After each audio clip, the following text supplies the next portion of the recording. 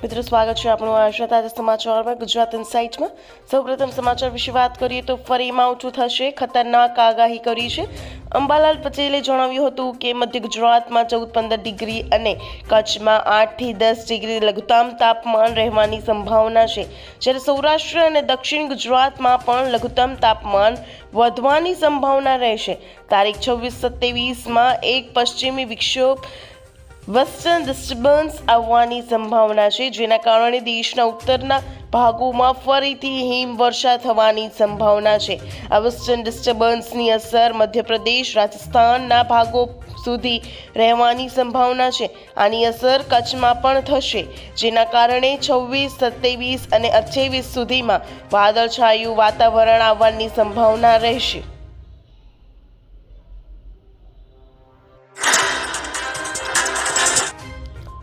આતંકી કાવતરું નિષ્ફળ જોઈ રહ્યો ભારત જ્યારે પોતાનો પ્રજાસત્તાક દિવસ ઉજવી રહ્યું છે, ત્યારે રાજસ્થાનના નાગૌર જિલ્લામાંથી પોલીસે એક ગુપ્ત ઓપરેશનમાં અત્યાર સુધીનો સૌથી મોટો વિસ્ફોટક જથ્થો ઝડપી પાડ્યો છે, એટલે કે 10 ટન એમોનિયમ નાઇટ્રેટ સાથે કુખ્યાત આરોપી સુલેમાન ખાનની ધરપકડ કરવામાં આવી છે।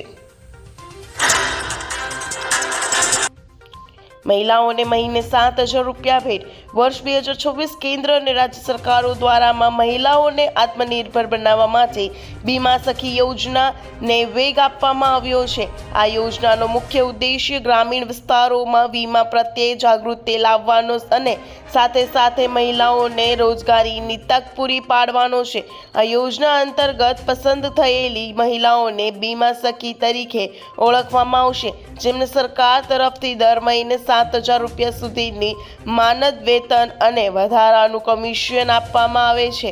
આ યોજનાનો મુખ્ય હેતુ છે કે દરેક ગરીબ અને મધ્યમ વર્ગના પરિવારો સુધી સરકારી વીમા યોજનાઓ જેવી કે PM સુરક્ષા વીમા યોજના અને જીવન જ્યોતિ વીમા યોજના પહોંચે। બીમા સખી તરીકે પસંદ થયેલી મહિલાઓને પોતાના ગામ કે વિસ્તારમાં જઈને લોકોને વીમાના ફાયદા સમજાવવાના રહેશે અને તેમના ફોર્મ ભરવામાં મદદ કરવાની રહેશે। આ કામગીરી માટે સરકાર તેમને નિશ્ચિત વેતન આપશે, જેનાથી મહિલાઓ આર્થિક રીતે સશક્ત બનશે અને સમાજના તેમની ભાગીદારી વધશે। મારે તમારું બિલ ઝીરો કરવું છે, એવું કહેવા માંગે છે આપણા મોદીજી।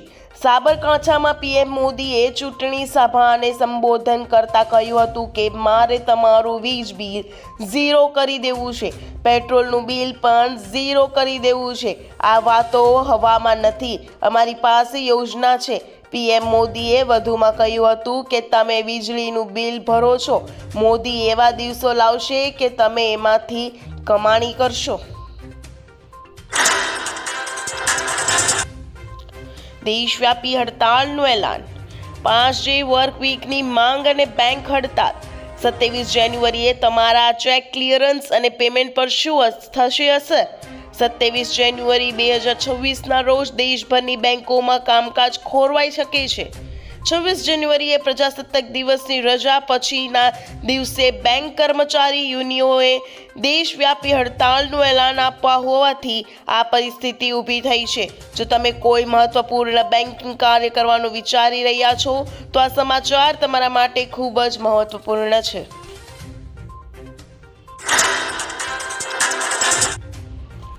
હર્ષ સંઘવીની મોટી જાહેરાત। સમાજમાં આપણી દીકરીઓમાં જે કુશળતા છે એ કુશળતા દુનિયા સુધી પહોંચી શકે, દુનિયાની બરોબરી કરી શકે અને દિશામાં આપણે આગળ વધારવાનું છે।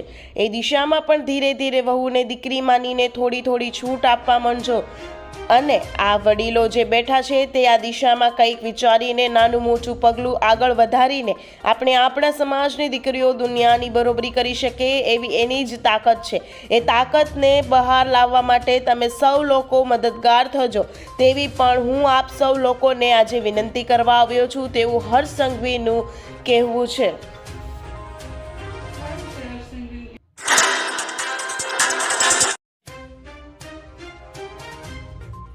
જયરાજ આહિરના જામીન ના મંજૂર। બગદાણામાં નવનીત બાલદિયા નામના યુવક પર હુમલો કરવામાં આવ્યો હતો, જેમાં લોક સાહિત્યકાર માયાભાઈ આહિરના પુત્ર જયરાજ આહિરે હુમલો કરવાનો નવનીત બાલદિયાએ આક્ષેપ કર્યો હતો, જેને લઈને રાજ્ય સરકારે એસઆઈટીની રચના કરી હતી, જેમાં જયરાજ આહિરની આ કેસમાં સંડોવણી ખુલતા તેની ધરપકડ કરાઈ હતી. બાદમાં ગઈકાલે મહુવા કોર્ટમાં હાજર કરવામાં આવ્યો હતો અને જામીન નામંજૂર કરવામાં આવી છે.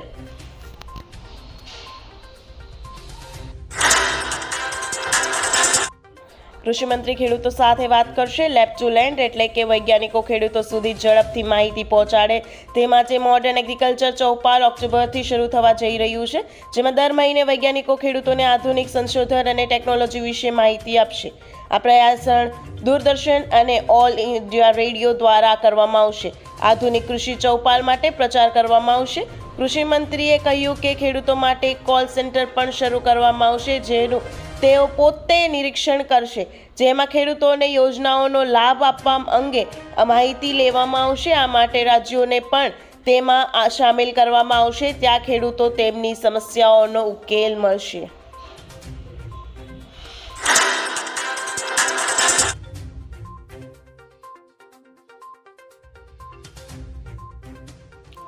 લોન કે મંડળી માફ કરવાને લઈ જાહેરાત. ગુજરાતના ખેડૂતો ઉપર સરકારી, ક્ષેત્રીય, ગ્રામીણ બેંક અને કોમર્શિયલ બેંક સહિતનું કુલ 1.44 લાખ કરોડ જેટલું દેવું છે. ત્રણેય પ્રકારની બેંકમાં કુલ 55.77 લાખ જેટલા ખાતામાં ખેડૂતોને આ ધિરાણ અપાયેલું છે.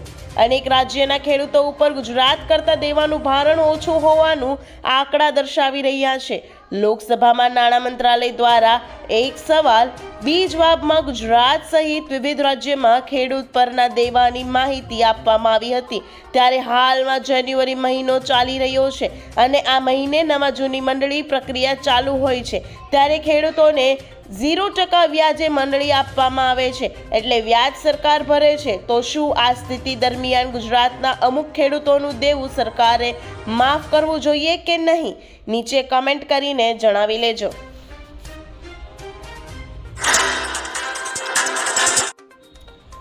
આ ભૂલ નહીં કરતા 1000 દંડ. ભારત હવે 2027ની વસ્તી ગણતરી માટે સજ્જ થઈ રહ્યું છે, જે ઐતિહાસિક રીતે પેપરલેસ અને ડિજિટલ હશે. ત્યારે જો કોઈ નાગરિક જાણી જોઈને વસ્તી ગણતરીના પ્રશ્નોના જવાબ આપવાનું ટાળે છે અથવા માહિતી આપવાનો સ્પષ્ટ ઇનકાર કરે છે, તો તેને કાયદાનું ઉલ્લંઘન ગણવામાં આવે છે. કાયદા મુજબ આવા કિસ્સામાં સંબંધિત વ્યક્તિ પાસેથી 1000 રૂપિયા સુધીનો દંડ વસૂલવાની સત્તા અધિકારીઓને આપવામાં આવે છે. ભલે દંડની રકમ નાની દેખાય, પરંતુ તેનો મુખ્ય ઉદ્દેશ્ય નાગરિકોની તેમની ફરજ પ્રત્યે જાગૃત કરવાનો અને કાયદાનું પાલન કરવાનો છે.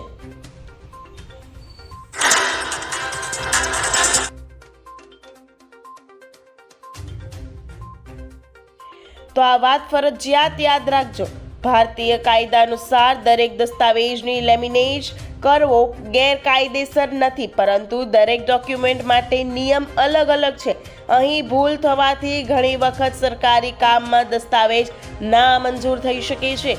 આધાર કાર્ડ અને પાન કાર્ડ યુઆઈડીએઆઈ દ્વારા સ્પષ્ટ માર્ગદર્શિકા આપવામાં આવી છે કે આધાર કાર્ડને લેમિનેટ ન કરવું જોઈએ, કારણ કે લેમિનેશન થવાથી ક્યુઆર કોડ, સુરક્ષા તત્વો અને સ્કેનિંગમાં સમસ્યા આવી શકે છે. શૈક્ષણિક પ્રમાણપત્રો, marksheet, degree, marksheet, school leaving certificate અથવા ડિગ્રીને લેમિનેટ કરાવવી જોખમી સાબિત થઈ શકે છે. યુનિવર્સિટી, વિદેશી એજ્યુકેશન અથવા નોકરીની વેરિફિકેશન પ્રક્રિયામાં ઘણી વખત લેમિનેટેડ દસ્તાવેજ સ્વીકારવામાં આવતા નથી, કારણ કે લેમિનેશન પછી ઓરિજિનલ સીલ અહીં અને કાગળની પ્રામાણિકતા ચકાસવી મુશ્કેલ બની જાય છે. તો શું કરવું? લેમિનેશનના બદલે નિષ્ણાતો સલાહ આપે છે કે દસ્તાવેજને પ્લાસ્ટિક ફાઇલ અથવા સ્લીવમાં રાખવો. સ્કેન કરીને ડિજિટલ કોપી સાચવો, પણ લેમિનેશન કરવું નહીં, કારણ કે લેમિનેશનથી ઓરિજિનલ ડોક્યુમેન્ટ્સ ઝેરોક્સ કોપી દેખાડવામાં આવે છે.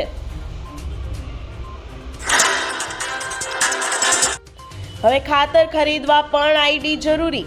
સરકાર ખાતરના વેચાણને સુવ્યવસ્થિત કરવા માટે મોટી તૈયારીઓ કરી રહી છે. ખાતર વેચાણ પ્રક્રિયાને સુવ્યવસ્થિત કરવા માટે સરકાર ડિજિટલ ખેડૂત આઈડીનો ઉપયોગ કરી શકે છે. આ એ જ ડિજિટલ ખેડૂત આઈડી છે જેનો ઉપયોગ નવા ખેડૂતો પીએમ કિસાન યોજના માટે નોંધણી કરાવવા માટે કરે છે. કેટલાક રાજ્યોમાં પીએમ કિસાન યોજનાનો લાભ લેવા માટે ખેડૂત આઈડી ફરજિયાત બનાવવામાં આવ્યું છે. હવે ફોનથી થશે સરકારી કામો. ગુજરાત સરકારે નવી સેવા શરૂ કરી. હવે જનતા 9545756767 વોટ્સએપ નંબર પર માત્ર હેલો લખીને આવકનો દાખલો અને જાતિનું પ્રમાણપત્ર સીધા તેમના મોબાઈલ પર મેળવી શકશે. સુશાસન દિવસ નિમિત્તે સીએમ ભૂપેન્દ્ર પટેલે આ સેવાનું લોકાર્પણ કર્યું હતું. આ ઈ-સાઇન સર્ટિફિકેટ દરેક જગ્યાએ માન્ય ગણાશે. ભવિષ્યમાં નંબર પરથી હવામાનના આગાહી, સરકારી યોજનાઓ માહિતી અને આધાર કાર્ડ ડાઉનલોડ કરવાની સુવિધા પણ મળશે.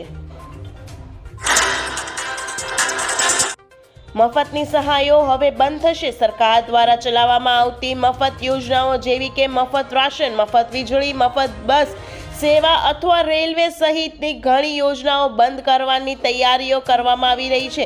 દેશમાં ચૂંટણી દરમિયાન રાજકીય પક્ષો દ્વારા જનતાને આકર્ષવા માટે મફત યોજનાઓની જાહેરાત કરવામાં આવે છે. સુપ્રીમ કોર્ટમાં દાખલ કરાયેલી અરજીમાં સરકાર દ્વારા આપવામાં આવતી ફ્રી સ્કીમોને લાંચ ગણાવી છે. માનવામાં આવે છે કે આગામી દિવસોમાં જનતાએ આવી મફત સરકારી યોજનાઓ ગુમાવી પડી શકે છે.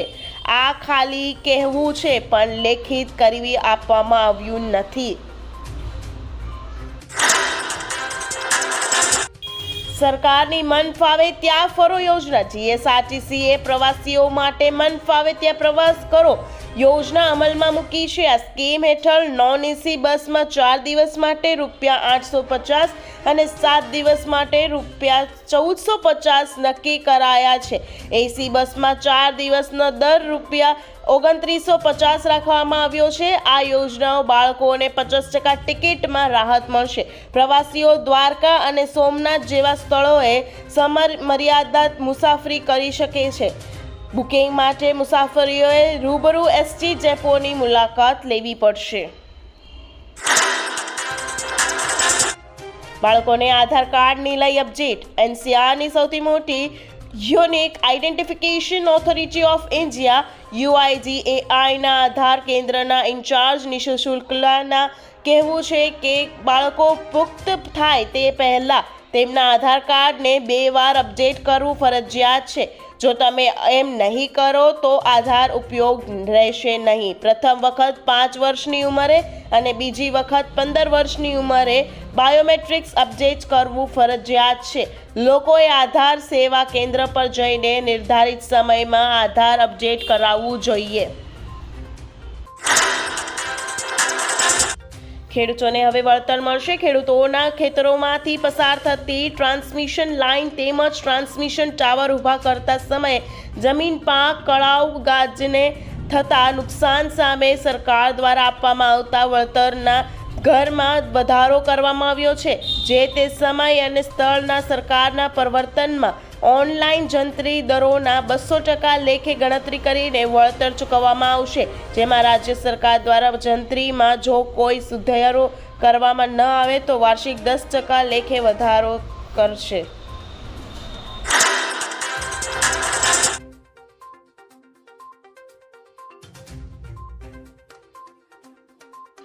હવે મફતમાં વીજળી. ખુશખબર. વીજળીના વધતા બિલોથી પરેશાન છો તો તમને આ સરકારી યોજના વિશે જરૂરથી જાણવું જોઈએ. આ સરકારી યોજના દ્વારા ન માત્ર તમારી વીજળીના બિલ ઓછા થશે પરંતુ દર મહિને પૈસાની બચત પણ થશે. કેન્દ્ર સરકારની પીએમ સૂર્ય ઘર યોજના દ્વારા લોકોને ભારે વીજળીના બિલમાંથી રાહત મળી રહી છે. 2 મહિનામાં 10,000નું બચત. ઉત્તર પ્રદેશના જૌનપુરના રહેવાસી લાભાર્થીએ જણાવ્યું કે આ યોજનાથી ખેડૂત, વેપારી અને તમામ લોકોને ફાયદો થઈ રહ્યો છે. સૌને વીજળીના બિલમાં બચત થઈ રહી છે. સરકાર આપશે ₹12,000. ભારતને સ્વચ્છ બનાવવા માટે ભારત સરકાર દ્વારા મફત શૌચાલય યોજના શરૂ કરવામાં આવી હતી. મદદ શૌચાલય યોજના 2024 માટેની અરજીઓ ગ્રામીણ અને શહેરી બંને વિસ્તારોમાં શરૂ થઈ ગઈ છે. જો તમે પણ આ યોજનાનો લાભ મેળવવા માંગતા હોવ તો હવે તમે આ યોજના માટે અરજી કરી શકો છો. આ યોજના સંબંધિત અન્ય માહિતી યોજના લેખમાં ઉપલબ્ધ છે. આ યોજના હેઠળ 2019 સુધીમાં દરેક ઘરમાં શૌચાલય બનાવવાનું લક્ષ્ય નક્કી કરવામાં આવ્યું હતું, જે હવે 2027 સુધી લંબાવવામાં આવ્યું છે. હવે સરકાર સ્વચ્છ ભારતને પ્રોત્સાહન આપવા માટે નવા પગલાં લઈ રહી છે.